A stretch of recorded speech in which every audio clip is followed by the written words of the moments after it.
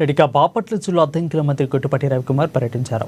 జే పంగులూరులో ఇంటింటికి తిరిగి పింఛన్లను మంత్రి పంపిణీ చేశారు. అలాగే 41 మందికి ముఖ్యమంత్రి సహాయక నిధి చెక్కులను పంపిణీ చేశారు.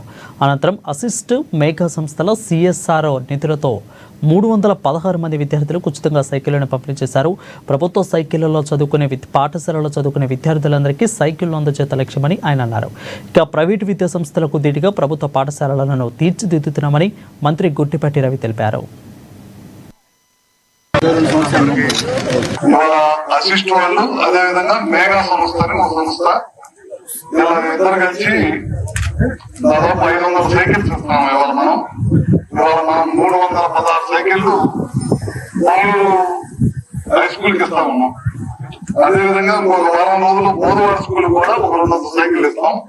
ఇప్పటిదాకా 3000 సైకిల్ పైన మన కాన్స్టిట్యూన్సీ ఇచ్చాం. మన టార్గెట్ ఏంటంటే ప్రభుత్వ పాఠశాలలో చదువుకున్న పిల్లలందరూ కూడా CSR గ్రాంట్ ద్వారా, CSR గ్రాంట్ అంటే కొంతమంది వ్యాపారస్తులు వ్యాపారం బాగా చేస్తా ఉంది, కొంత డబ్బుని ప్రజాసేవ కోసం ఖర్చు పెట్టాలి.